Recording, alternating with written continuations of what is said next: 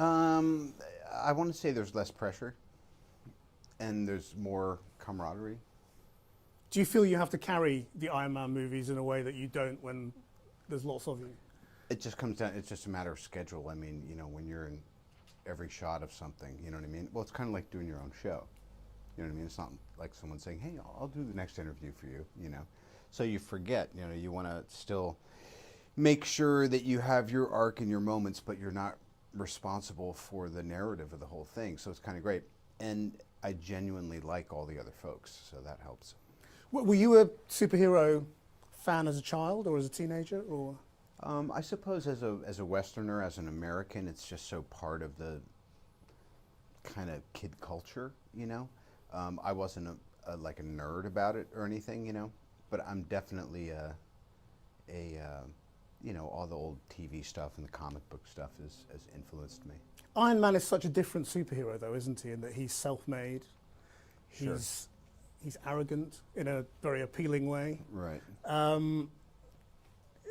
Was that what you brought to it, or was that there? It was always inherent in the comics. And Stan Lee, back in the 60s, it was really kind of a Vietnam era sort of fabrication, and he was under pressure to keep coming up with new characters. And so he kind of did this mosh of things. And who'd have thought all those years later that it wound up being the character that differentiated this universe from other comic book worlds, and here we are. What difference do you think it makes that he's a self-made superhero? I think more than anything, I always played it like he's a guy who's in big business that you may or may not have judgment on. He's an arms dealer. And the metaphoric significance of having a piece of shrapnel from one of your own warheads blow up, and then you actually have to build something to save your own life. I always thought that to me it's kind of a new myth. Could you explain the idea behind Ultron? I mean, what is the real fear here? In Tony's mind, the idea behind a team like this is for the team to retire, because the odds are that one or all of them are going to get bumped pretty soon. So his idea is pretty altruistic. He's thinking, how can I put us out of business and still have a big bouncer at the door of our vulnerable little planet? And that's why he does what everybody fears, which is unleash this monster. Right. Well, clearly he doesn't do it to unleash a monster. It's co-opted. There's a couple points in the script that I think is the reason that Age of Ultron is actually a worthy companion to Avengers, and in some ways a better film, in that it takes the conventions and it twists and retwists them in a way that's kind of clever. Just as an audience member, I'm like, oh, that's really cool. I appreciate the kind of complexity of it.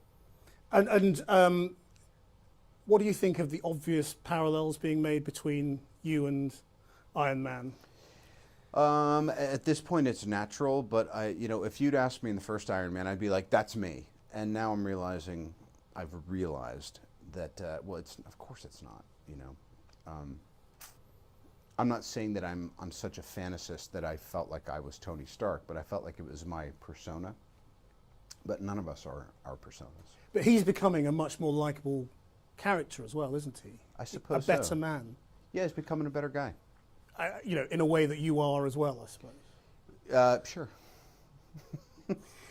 I mean, what I'd really like to ask you about a quote you gave to the New York Times, and I don't want to pry, so if you don't want to talk about it, that's fine. But what you said to the New York Times once was, it was after your incarceration, and you said, you can't go from a $2,000 a night hotel suite to a penitentiary and understand it and come out a liberal. And I just wondered what you meant by that.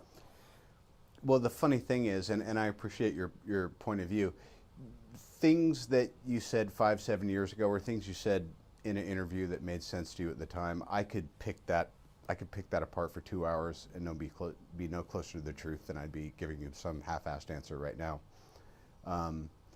I couldn't even really tell you what a liberal is. So therein lies the answer to your question. But the statement sort of stands by itself, doesn't it? I mean, does that mean you're not a liberal, or that you came out of prison not being a liberal? Are we promoting a movie? To me, the thing is that I'm certainly not going to backpedal on anything I've said, but I wouldn't say, actually I wouldn't say I'm a Republican or a liberal or a Democrat. I think when I was talking to the person who was doing the interview that day, and that just happened to be my opinion.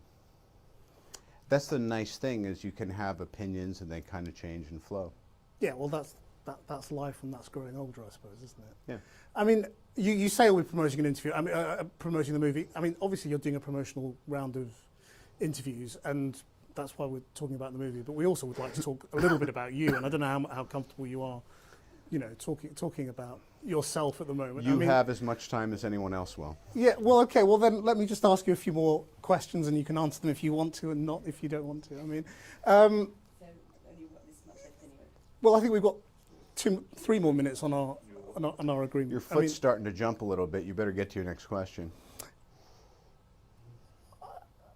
You, the reason I'm asking about the past is that you've talked in other interviews again about your relationship with your father and the role of all of that in, you know, the dark periods you entered, and taking drugs and drinking and all of that. And I just wondered whether, you know, you think you're free of all of that, or whether that's still something. I'm sorry, I really don't. What are we doing? Well, I'm just asking questions. That's all. Right. I mean, Okay. Bye. Thank you guys. are you? Oh, I'm sorry. Take your mic. It's okay. Yeah, you're right. Thank you. Do you? You seem okay. It's just getting a little dinosaur in your. No. Look, I don't want to do that. Thank you.